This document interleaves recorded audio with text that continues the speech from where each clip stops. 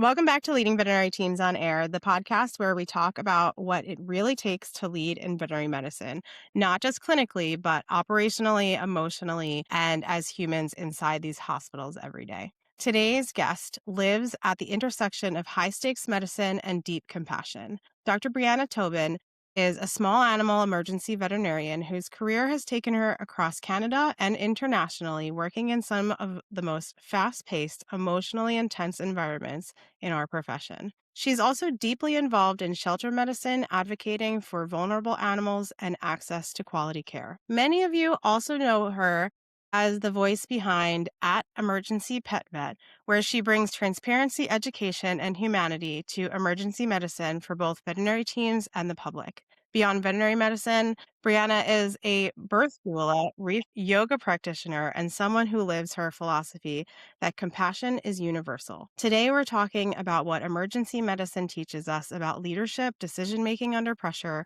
and how to stay human in a profession that constantly asks more of us. Dr. Tobin, I'm so glad you're here. I'm so glad to be here.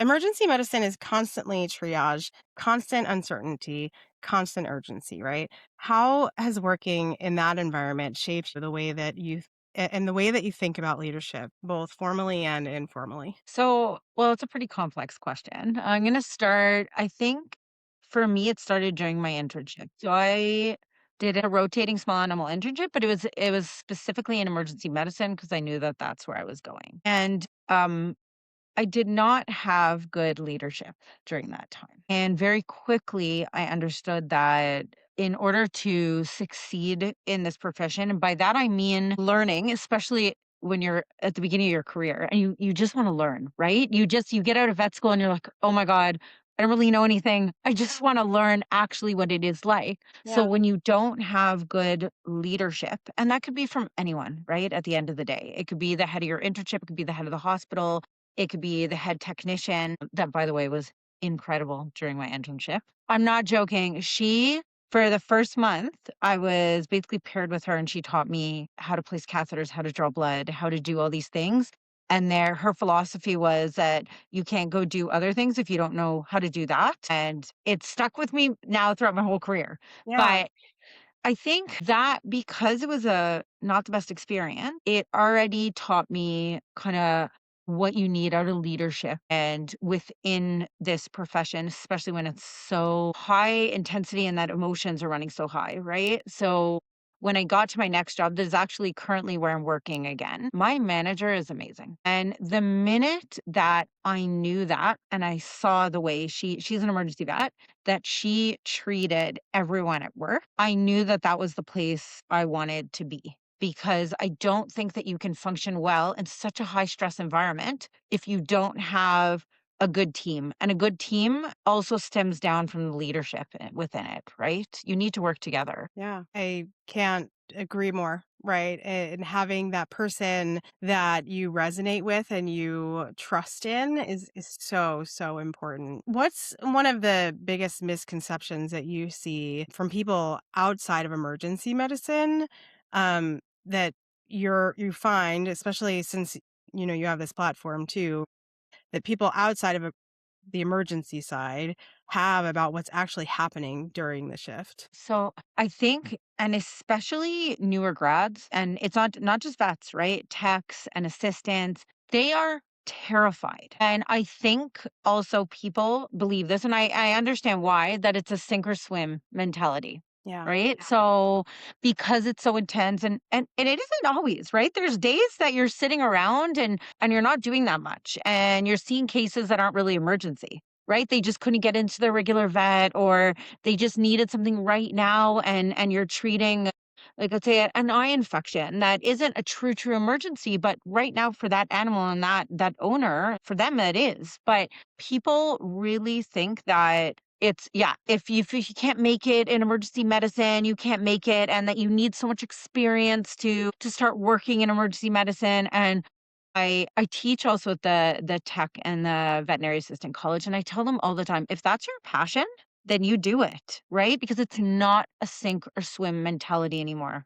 I think that is the biggest thing that I'm at least trying to change, and especially with the social media platform, is that no, there's a lot of room to grow within it. And yes, it's a really, really steep learning curve, right? But you can do it if you're open to learning and you have good people around you that are going to teach you, then it's not as scary as it seems. And it is not, well, if you didn't do it, you're not right in this profession, or you're not right for emergency. It might have just not been the right place for you. Yeah. So, but that is, people are always sure that that is what's happening behind the scenes. Yeah.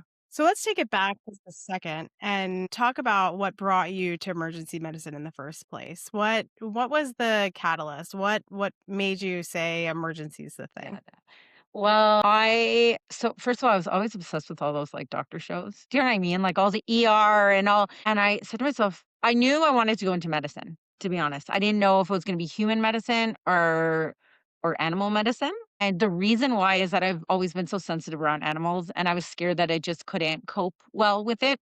So I needed to kind of find my way. I knew I wanted to be a vet. I was just scared. But I always knew that I really liked high pace things, and that I like the change all the time. So I feel like it was a very easy call for me, because I knew that during emergency, it's that unpredictable aspect of it. It's knowing that a lot of times you're not going to know what's going on, and you need to do what you can do, and whatever you have ability to do or within your power to do. And I like that fast pace. So I knew that that was the right place for me. I did for a second think about being a surgeon, because I love doing surgery, but I didn't want to just do that. So I wanted more of that interaction on the floor and with people and with animals, and seeing different things and kind of challenging myself. So it was a really easy call for me to go into emergency. And you I get a did little bit of try. surgery. What?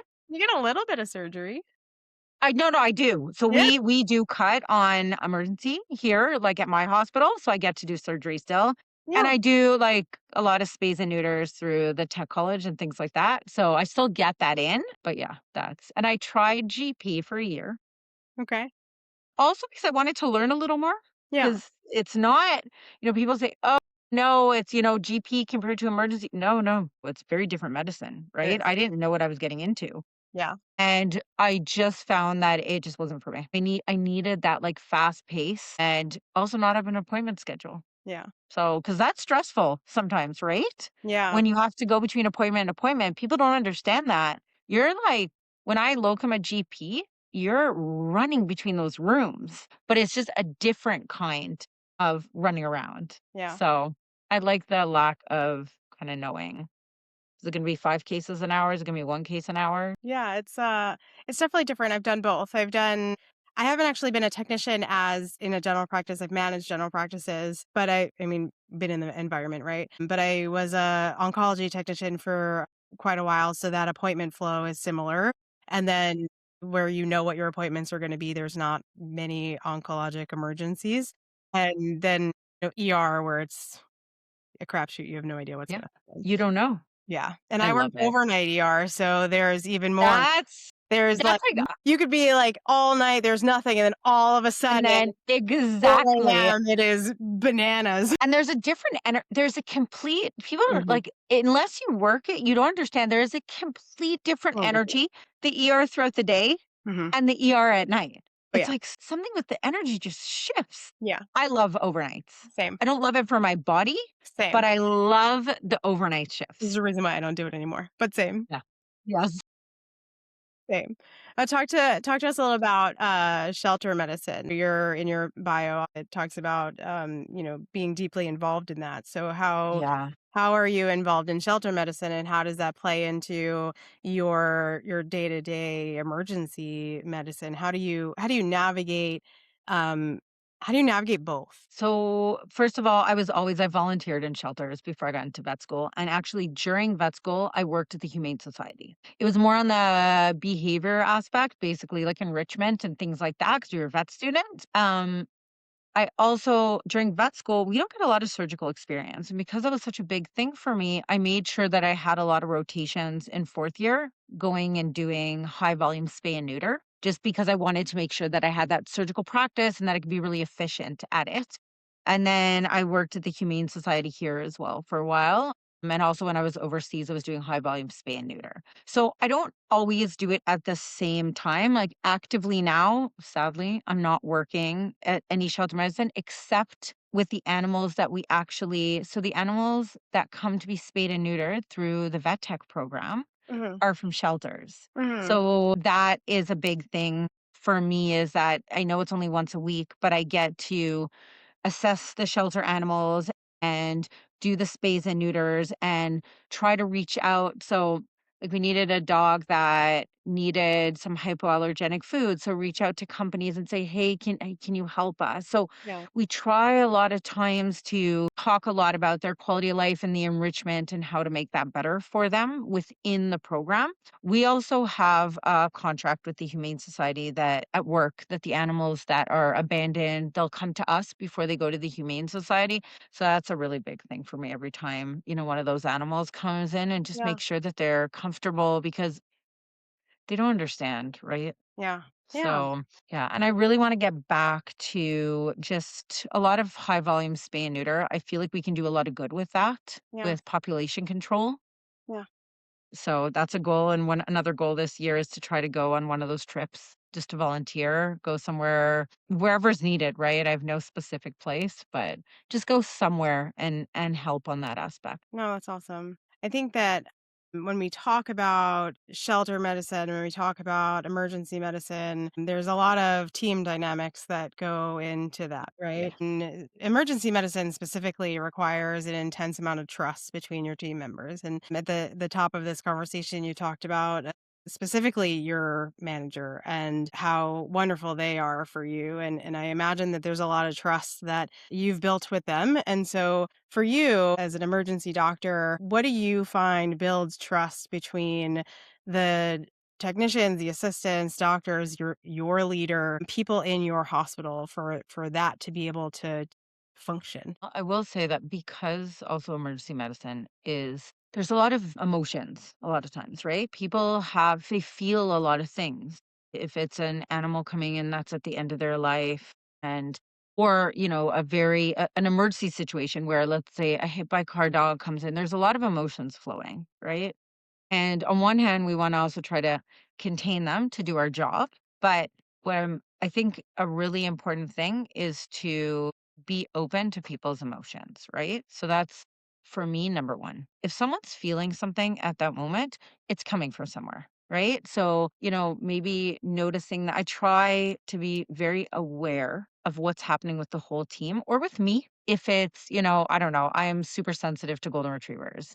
So they know if a golden retriever comes in that's not looking great, they'll try to get someone else. And I think that is because we know each other. And that brings me to the most important thing, in my opinion, is listening to each other and trusting each other because there's a certain dynamic, right? So you have all these different roles. Everyone has their role, but they intertwine. So if one of the ICU technicians is telling me that, no, that cat doesn't seem right. Even if I checked it 5 minutes ago, first of all, they're the ones in the room with them all day, not me. And I always tell them that. It's the same as I tell owners, you know your animal the best. I'm seeing them for the first time with their adrenaline so high. So if you're telling me he wouldn't get up at home, then he wouldn't get up at home, even if he's walking around the exam room right now.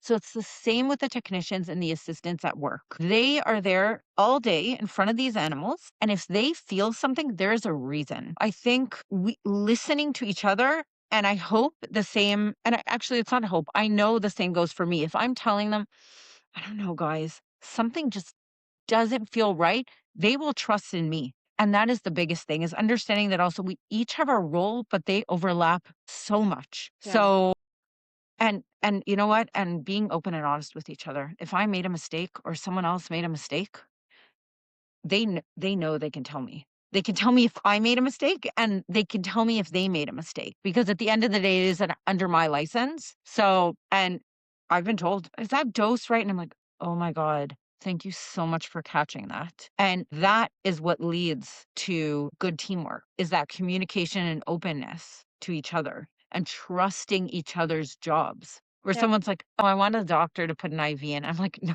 you don't. Why would you?" No, you don't. You want that tech to put that IV in, don't you? Right? Like, and I think people just don't understand that all the time. Yeah. I mean, unless it's the doctor who was trained by the technician. I know, like, I could put don't get me wrong, I could put an IV in, I cannot put an IV in even close to as good, and for sure not tape that in. You're so funny. Maybe I could put it in, but the tape is gonna look horrible. So, but it really is, it's understanding that it's not again, I know we haven't gotten into this yet, but, like, it's not a hierarchy, right? At the end of the day, everyone is there working their job, and we need to work together. So, I don't know, if an animal comes in we're all recover trained, right, for CPR. They don't like, yes, there should be a doctor there, right? There's drugs pulled out, but this whole team, everyone will step up and be part of that CPR. Yeah, because they know what to do. They know what to do. 1, they're trained, but 2, they also have the protocols and everything's Exactly. for them. Everyone so you trust in everyone. So and then that's how it works. It's a team dynamic, right? Yeah. You can't do that alone. You can't perform like you can't actually perform CPR alone. Yeah. You need a team with you. Yeah. So I that's like that's always where I notice it the most. Not that ever we wanna no one wants to do CPR, but in It's those reality. moments what? It's reality though, right? It is, and it happens, right? So, but those are the moments because you need so many team members, right? Yeah. You need someone intubating, someone putting a catheter in, someone doing compression, someone putting on the equipment, someone recording everything. Right. That is when you see teamwork the most, Yeah. is in these really critical situations where you need so many people. Yeah. And that's when you see your team function at its best, right? Sure. Yeah. I mean, to that point, right, that you're seeing your people and these animals on their worst days sometimes, right? And so how do you personally carry that emotional weight? So first of all, I try to remember always that you don't know their background, right? You don't know if someone's being a little not nice or you don't know what's happening, you don't know what they're struggling with. So even if, it hits you for a second, then I try to always remember that also whatever's happening there is what they're experiencing right now, and it has nothing to do with me, right? But within that situation, I think, and I did experience burnout before and compassion fatigue. I went through it was years ago now, but I find that one, where as I do this longer, I'm better at taking what happened and kind of putting processing it first, not letting it go, processing it and putting it aside and I can't always do that. There are times where, I take it home with me and I need a little longer. For me, a good outlet is first of all working out. I can't run anymore. I have a torn meniscus, but that used to be my big outlet is running, specifically running. But yoga and just working out really helps me cope with it. And at the end of the day, I read a study, it was years ago. I don't remember the exact numbers, but someone said that one bad thing you remember, like you need about 10 good things to compare with it. And I always try to remind myself that, like, I know it's sitting with me right now, what happened, and it was really sad but I have to remember the good. Yeah. You have to because you can't do this if you're not, right? There's so much good in this world and so much good that can happen, and you meet amazing people throughout the way and amazing animals, and for me, that's a big thing, is just trying to remember that when I'm having a really bad day. And that you're gonna have those bad days, right? You can't get around it, and especially if you love people, you love animals, you love what you do, there's gonna be some bad days. Yeah. Yeah. And what we do is hard and It is. it can absolutely take a whole lot out of us, but we have to do what works for us to protect Yeah. ourselves, right? And every person is different, Yeah. right? Like what works for you doesn't work for someone else. And someone needs to go take a long bubble bath or read a good book. I do love reading books. That is a big outlet for me too. I just only read before bed, but that's a big outlet for me is I like all these romantic books that put me in a different world that is completely unrelated to what's happening. And that's nice. That's so funny. Or trashy TV. Trashy TV is good. I have little kids, so we don't watch a whole lot of TV right now, but Oh, I get it. TV used to be the thing Yeah. for sure, and I'm sure it will be again one day. Yes, it will happen. It will happen again. But books, 100% there with you. Good book. You just mentioned that you've been through compassion fatigue, burnout, but how do you maintain compassion without burning out? I wanna say I do it, but I don't know if I do it, right? Like, I think when you don't have compassion anymore in any profession, I don't think you're in the right place anymore. Or it's not saying forever. I mean, at that moment, Yeah. right? I think compassion, you can't not be compassionate towards the people that work with you, towards the people that come in, towards the animals, right? Especially in our profession. And I I just feel that as I've been doing this for longer, like it's not one thing. It's just as I've been doing this for longer, and as I'm getting older and having kids and other things also that are important outside of work, then I found it easier to not get into that compassion fatigue. When I had a really bad episode of compassion fatigue, it was when I was working in a shelter and it's before I had kids. And I just feel that for me, having things outside of work that matter is what helps me balance it. But I think it's different for everyone, right? There's no do this, and this is what's going to help you, right? You have to find those things that make you feel good and talking to people that you love, right? Like I said, I'm a bit of an open book. I'll share when I don't feel well. And I think, at least in my opinion, bottling things up at the end of the day, it catches up to you. Yeah, I've So recently started talking about that piece about how community is so, yeah, so important. And so big. I think that it's funny because we are so connected and yet so disconnected at the same time. And this isn't a new concept. It's not, I didn't make this up, right? But I think that we know this and we are in this profession that is riddled with burnout and this toxicity and I'm using air quotes for those of you Well, I know exactly what you mean though, not right? the riddled with this negative air, right? And so I think that um at the end of the day, we as humans actually like are wired for connection and We yet need it. we are actually because of the phones, because of the way that we have created this world that we currently live in, we've actually created this huge disconnect and some of the culture that we have created in our hospitals has even created this disconnect. And so people like you and others are creating communities and allowing for community. And what I just heard you describe in your own hospital, of allowing people to, ask you questions and question things for you. That's not reality for some people. And I keep, like, in my head as I'm listening to you talk, keep going Yeah. back to, a handful of minutes ago when you had said that somebody can come to you and say, like, "Are you sure about this dose?" And you're like, "Oh gosh, like, let me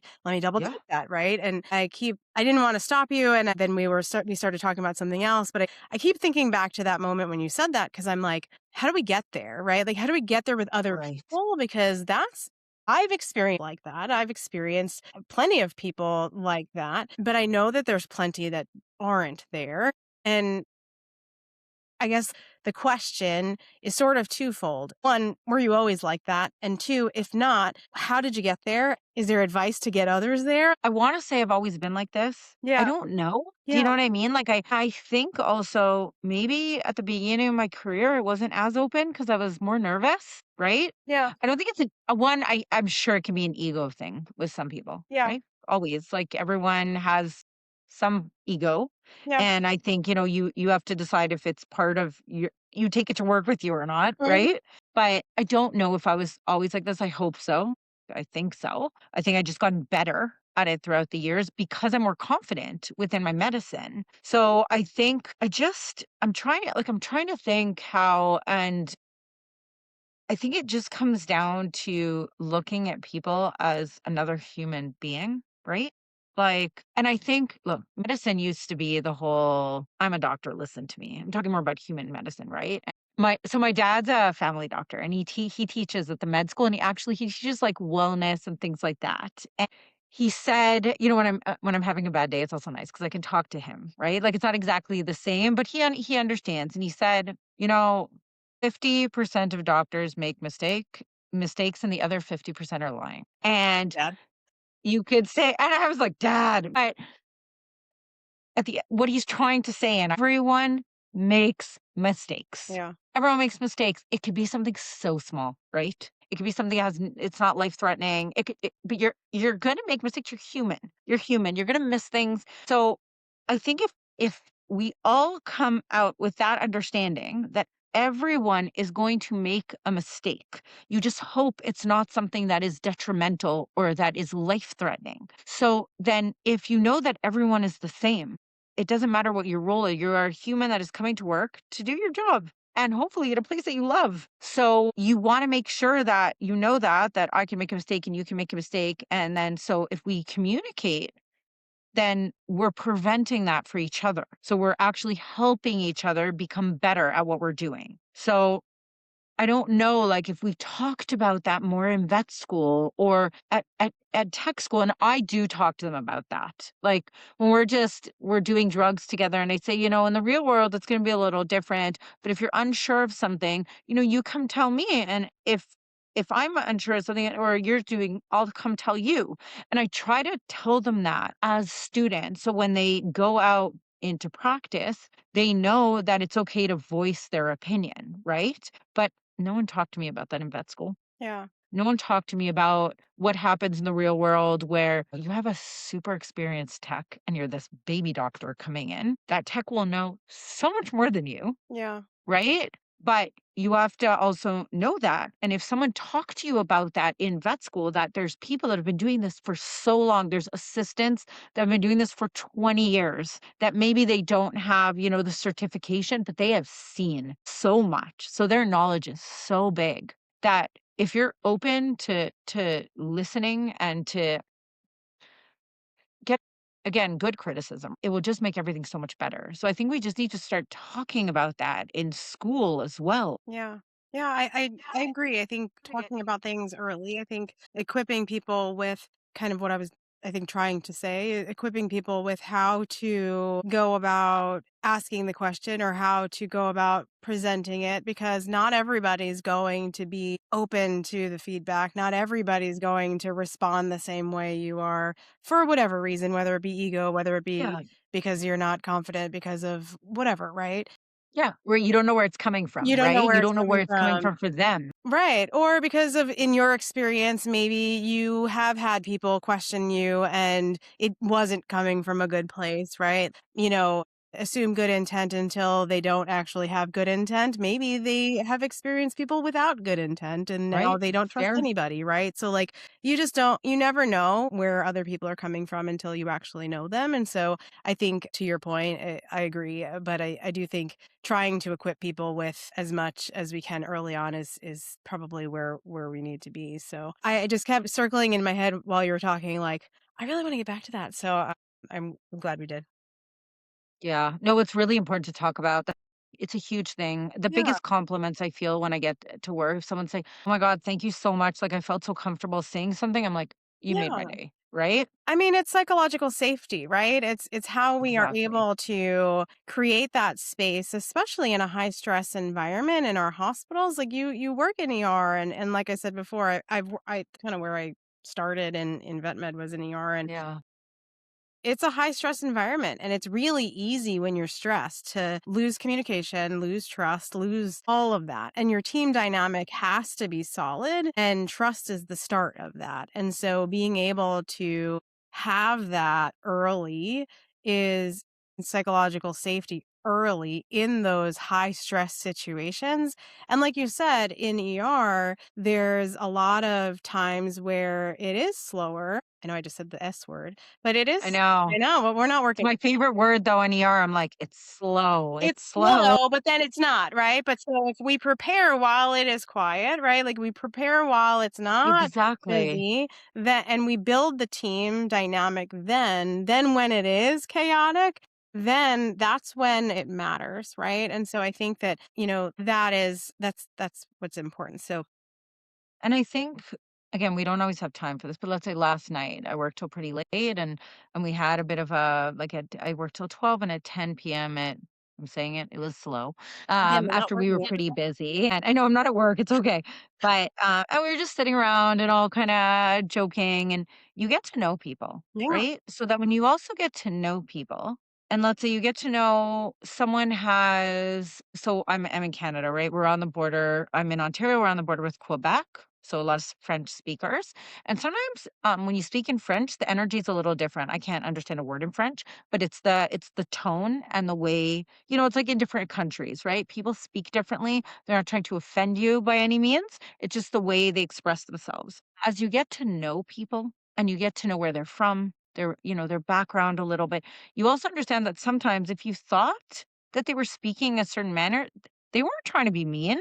It's just the way they express themselves. So then it takes because you learned who they were on a personal level and you're getting to know them, then you won't get offended if they said something in a certain way because you understand that it's just who they are. They weren't trying to be mean. So then that also, right? So it's what you're saying is that those personal connections with people can lead to so many good things. And I think it's so important. And also it's always fun. You don't get to meet a lot of new friends when you're an adult. So it's always fun to meet new people and get to connect with new people, right? It's so important. And I really cherish it as I'm getting older because it's not like a kid that goes up to another kid in the park and he's like, "Hey, do you want to be my friend?" Right? So I really do cherish it. Yeah. I mean, to that point, what made you start sharing your vet med life and life? So it's funny because I was never big on social You media. were looking for friends? No, just kidding. I know, I wish. "Hi, anyone wanna be my friend?" No. Yeah, anyone? No, but I so I started it actually just to see if it went anywhere, but the goal behind it was to start showing that emergency medicine is not what people think it is, not as scary as it is. That you can do this. I try to do a lot of educational content, being like, here, this is how to place a nasogastric tube. Yes, it's not a manual. You know what I mean? I would never, but you can do this. Yeah. Like to not be scared of it. And also to show the team dynamic and the fun that we have at work. Yeah. So that's why it started, and through that, now it's amazing to me, like, I got to meet all these people through social media and making these new Yeah. friendships that I never thought I would make. Meeting people from around the US that we would never meet, ever, right? We just wouldn't cross paths, or if we would, there would be another, I don't know, 5,000 people at a conference, right? Yeah. So, but the goal really is to show the fun behind it and that it's doable. Really, it's doable. And that, it could be a really, really good experience. Yeah. Do you think that your role as a veterinarian has changed at all since sharing publicly? Don't know if it's changed. Maybe a little. Maybe a little.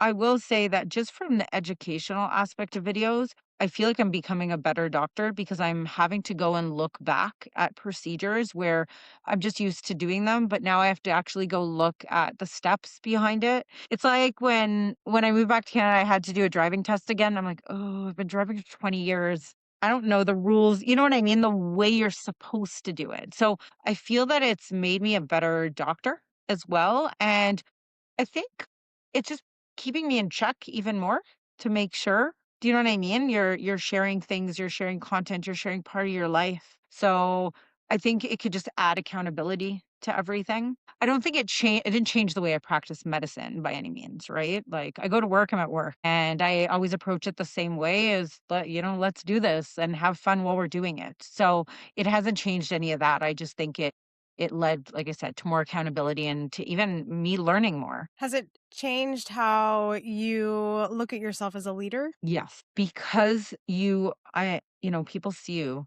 on social media. So I think that I didn't understand. I don't know if okay, I don't know if it changed me as a leader. I just didn't understand how much strength and how much people like people are asking me questions where I'm like, oh, I don't know if I was ever qualified to answer this because we always question ourselves, right? But then you are, and you're sharing your knowledge. And so, because of that, you're becoming more of a leader. So, I think that has changed for me, understanding that.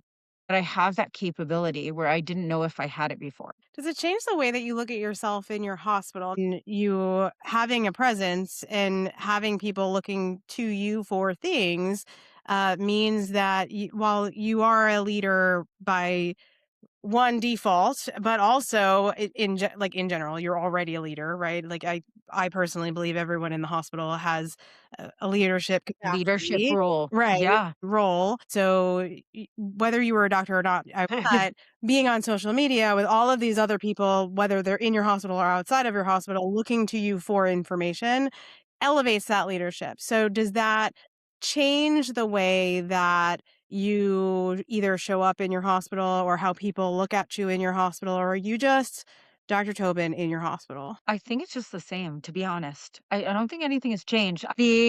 Well, they laugh at me all the time, right? Because I like pull out my phone. I'm like, oh my God, that's so cool. I need other people to see how cool this is. I will say that I feel socially that it is added more fun. Yeah. So it hasn't changed anything on the medical aspect, but because we try to do some fun videos and I always ask, like, does anyone want to join in? So people send me videos all the time that they're like, "Oh my God, we should do this." So I think to me, it just added to how much fun we can have Yeah. in between work. Yeah.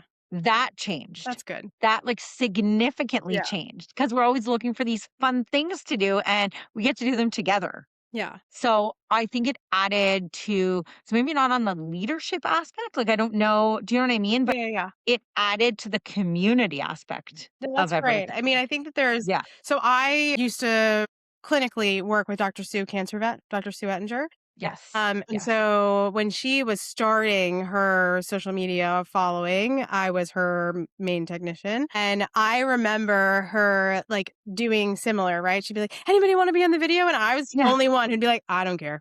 You can put me on, I don't care. So if you scroll like real far back, I could find you. I'm going to look for this. You I know, I'm had going to like look for no I this. had a pixie cut, so I don't look anything like I do now. But if you scroll real far back, I was all over her social media because I was the only one who was like, "You can put me wherever, I don't care." And it's funny. Eventually, more people would be open to it. Right. Now, like her whole team, they don't have a choice. But like They're like, they're in it now. right, but like 10 years ago, like when she was just Right. like trying to get more like cancer awareness and information out there, it was hard to get the team to be involved. And we had a great team, but people were like, I don't want to be on camera. And I get that. And so some of my question was, how do you get your team involved in that? What does that dynamic look like? Has that changed that dynamic with your leaders and what does that look like? But I mean, it sounds like I've seen your team on your videos and it sounds like you guys are just a fun group, which is fantastic. And I think that I love people it. who are like, I wish that my team could be like that, do you have any advice for anyone who's like, I have a fun personality. I want to get my I team would. involved. Like, how do you do that? I would just go for it. Really. I just go for it. Like, I don't, you know, I'm one of those people that it's not that I don't think before I do, but I'm not like, oh, I have to plan everything out. Do you know what I Yeah. mean? Like, I am not that person. Maybe that's why I like emergencies so much. But don't get me wrong, there are people that don't want anything to do with it. And I respect that, right? And even for me, starting off, and again, it's been, I think, 8 months, but you don't see my face at the beginning at all. Because I was like, "Oh, I don't know. I don't wanna be on camera." Yeah, Like, I wanna do this, but I don't wanna be on camera. yeah, And then it's evolved. yeah, So, I think that my advice would be to start. Do you know what I mean? Start, and even if it's only you at the beginning, and you can just ask, right? And I think it comes down to relationship and respect the people that don't wanna be part of it. Like, I already know who's like, "Nope, not happening. I don't want to." And so I don't even ask them. But again, I'm also fortunate. I work at a really big hospital, so there's tons of people. But I think that as it evolved, people saw how much fun we're having and they want to join in, right? Because everyone wants to have fun. Work is such a big part of our life, right? We work, most people, you're 40 hours a week at work. That is a lot of time. yeah, So you want to enjoy yourself while doing it. So I would just recommend just going for it. And you can also maybe, I don't know, I think in hindsight, maybe I would have told people at the beginning that I was gonna start doing this. So then maybe I could have got them on board a little quicker. Yeah. You know what I mean? Like, hey, I'm going to start this. If anyone's interested, why don't you join me? And then it's also more of a team effort and it makes it more fun. Yeah. Yeah. 'Cause that So, can bring us so yeah, that as would be my a advice. community, right? Like it's Yeah, exactly. together. Yeah. Exactly. What makes somebody for you, what makes somebody worth following, whether it be on social media or in general in VetMed? So for me, when I was even, let's say before I started this, right? So there were exactly kind of two paths of people that I would follow that have to do more with like veterinary medicine, but it was the educational. I'm like I love learning, right? So I always want to learn something new, and I think I'm open to wanting that, knowing that maybe there's a different technique out there that I don't know about. We're so saturated with stuff, right? There's books, there's, Vin, there's all these different platforms that you could learn from. But when I saw someone that was posting and consistently, and like let's say Dr. Courtney Deer, like I love her page. It's evidence-based medicine, the honest vet. Like there's some that just they put such good information out there. I've been following them for so long. And then there's the fun aspect. And that brings me back to that, right? You want to have fun. And I've been following a lot of vets that have fun. Dr. Molly, like there's so many vets that are out there that are just showing a fun side of veterinary medicine. And I think that for me, it's always people that have just been approachable. Right? You want to feel like you're kind of part of it, not that you're watching it from far. When you were, I don't know, a student at school and someone was lecturing and you're like, Mhm. right? But you want to feel the connection. Yeah. But then again, it goes back to social connections, right? So you want to feel connected to the people that you're following. So that for me is a big thing. And Yeah. it still is. Every time I follow someone now, it's because their content is giving me something. It could be emotional, it could be educational, but it's giving me something, and it's also causing joy. And not like I will, if I see something that is rubbing me the wrong way, I'll just not follow, Yeah. Yeah. because we don't need more of that. Right. Right. Yeah. And I've been getting quite a bit of interaction of just like I don't want to say that it's random, but just the like, thank you for making me feel seen kind of things, right? Like, of like, wow, I didn't realize I wasn't the only person that felt that way Yes. or thought that way or did that thing, right? Like, yeah, you're not the only person that is supposed to be doing this, but is also doing those 10 things as well. Yeah. Because I think a lot of times we feel, you're doing your thing and you feel alone, Yeah. right? Because of And this world as that we much have created that is so disconnected in all of this exactly. connection, right? And so at least there are good things about it, right? Yeah. There's good, I say this, I could say all the bad things about COVID, but COVID allowed a lot of people to reconnect with their family. Yeah. You were kind of forced to be in a certain place where you just couldn't go anywhere. So you were with these people. So if you talk, at least from my experience, I talk to people about COVID, we know all the bad, obviously, but there's a lot of good things that came out of what happened because of it. And so I feel like social media, as much as, yes, there's a lot of disconnect, the scrolling on your phone that we all do. I don't even notice. I pick up my phone, I'm scrolling, like, why am I doing this? But there's so much good that could come out of it and so much knowledge that we were saying the other day, like, what did we do before Google? When you're like, "Hey Google, what is," you ask a random question. So I feel like social media can help us and add to that, where we can connect and we can get all this information together where we didn't have the ability to do that before. And then you have these people like yourself and the others that are out here being able to provide educational content that are we don't have to necessarily scroll mindlessly. We can scroll and learn in a fun way, right? It doesn't have to be mindless. We can be like, oh, check this fun thing out, Yeah. and they're also having fun doing it. Have you ever had any backlash from pet owners or anyone, that sees you having fun and is like, "Why is she having fun?" I actually know. Good. I'm surprised because I know other people have. Yeah. Good. You know what I mean? We don't need that But energy. no, I have not, and if I did, I think my answer would be as simple as, like, "Don't you wanna have a good time at work?" Do you know what I mean? Like, "Don't you wanna enjoy yourself?" Yes. I mean, like I So, said, but like, no, we don't need that thankfully, energy, so I'm glad. yeah, I've gotten other backlash, but not that. It's the big glove thing is the biggest thing. Meaning that, like, not wearing Why gloves? aren't you wearing gloves? Yeah, So a lot of people, you see it from human medicine too, right? Like it's not so you're used to something in with humans that doesn't always happen in veterinary medicine just because we're not worried about the same disease yeah, processes or things like that. yeah. Yeah, the gloves. Yeah, honestly, like I said, I've, been my face has been on social media for a long time. Thank you, Doctor Sue, love you. By the way, she's amazing. Shout out, please. Shout out. She's gonna be like, "I didn't know I was part of the podcast today." But we used to get because doing chemo, right? We used to get the fact that we didn't originally we started to because of how much crap we got. We didn't Yes. always put the glove. We didn't always have our gloves over Over the thing. Yes. uh, RPP. And then I was after all of that, I'd be like, "Guys, you have to get the gloves over That's like, don't forget to cover I the know. white part. God forbid." Right? I know. It's the gloves. It's everyone. You ask everyone, it's the gloves. Always Again, not saying it's not important, but I think it's just different in veterinary medicine than it is what we see with humans. I do usually ask everyone what's like rapid fire, what's the one book everybody has to read. But I mean, it doesn't have to be a leadership book.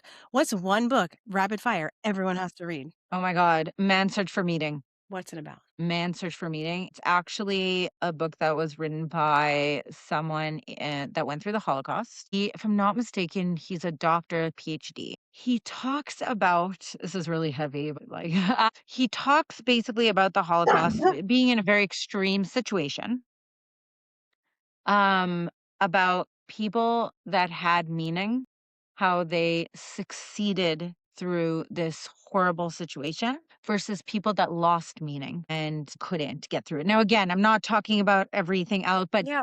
the book basically talks about that when you have meaning in your life, and it could be anything, right? It could be your family, it doesn't matter. When you have meaning, then it could pull you out of very dark places. So you always have to look for the why Look at and that. the It meaning. wasn't a leadership, but it It's is a leadership book. see, I it's mean, a great that's book. amazing. Great book. It is going on my to net You needs should to do read it it. now Yes. because Again, I not don't an have enough easy books to read. read.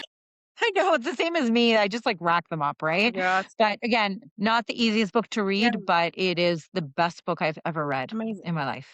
Amazing. I mean, that means that it needs to go on the it needs to be read book list. So thank you for that. You're welcome. Is there anything that we have not talked about today that is sitting on your heart that you want to make sure that we talk about? I think the biggest thing for me is that so I'm going to give an example and then I'm going to explain why I said it. But we had a volunteer at work that we were crossing paths and by accident we bashed into each other. So of course, as Canadians, we're like, "Oh my God, I'm so sorry, I'm so sorry." And I said, "Hey, go, go." You know what I mean? Like she looked like she was in a hurry and I was not. And she's like, "Oh my God, no, no, no, you go first. You're the doctor." And I was like, "Oh no, girl, it's okay, you go." And that kind of brings me to what I wanna say is that being a doctor, going to vet school, to med school, it was really hard work. I'm not gonna lie. Vet school was hard. And I've had to put a lot of time and effort and money into going. That does not make me more important than anyone else. Me choosing to go to vet school and then someone choosing to go to tech school and someone choosing not to go to school and go to work. We're all there to work and to be together. And someone having a title as a doctor doesn't make them more important or better. And I think that is a really, really big thing for me. And that's what I try to preach all the time is that because it used to be that mentality, right? And I'm sure it is in some places still. I hope I never work there, but it's the same as that I tell people at work, you don't need to call me Dr. Tobin. I'm Brianna. We're working together. If you're page Dr. Tobin, because one, there was another Brianna at work, we get super confused, but also because the clients are hearing that, right? So they have to understand who's being paged. I'm Brianna. And I think that is the way it needs to be. So we need to respect each other. We need to respect each other's education. We need to respect each other's jobs and roles, but we're all there to work, right? And everyone is really, really good at their job. So I think that's the biggest thing for me to get across. And that's what I try to talk about all the time when I'm teaching. I have nothing left to say. Mic drop, as Should they hope so. say, Brianna, because I'm not going Thank to you. call you Dr. Exactly. Right? Like, exactly. Yeah. I'm like, yes, yes, it's not the other Brianna. Yes. Thank you absolutely so much for sharing your perspective and the work that you do in both emergency hospitals, in helping the public better understand what our teams experience every single day. I know that you are focused on trying to help the veterinary teams see what happens in the hospitals, but I am absolutely positive that putting the teams front and center show the pet owners what is happening behind the scenes, which is saying so, so much for the profession, probably more than we even know, right? Because Think about that. so Yeah. many pet owners don't realize that veterinary medicine goes beyond the veterinarian, and showing your team is probably making more of an impact than you realize. I hope so. Thank you. Yeah, I mean, thank you. Um, where can listeners find you? So mostly on Instagram, so emergency pet vet. I'm a little bit on TikTok. I'm trying. And I'm gonna start doing some YouTube because I wanna talk a little longer about things that you just can't do on those platforms. So stay tuned. It's hopefully gonna happen soon. Okay. When And I you hope I do. don't see you at my hospital in the best way. I always tell people, I'm like, Yeah. I hope I don't see you again in a good way. So When you do, get on YouTube, let me know, and I will share it everywhere, so that I the will let world you can know. see. Thank you. Obviously, if today's episode resonated with you as a listener, go ahead and share this episode with somebody on your team. Leadership in veterinary medicine doesn't start with titles, as Brianna shared. It starts with how we show up for each other. So, thank you so, so much for joining today, and for sharing your Thank story. you. Appreciate you. Thank you so much. This was fun. Yeah, absolutely. Thank you.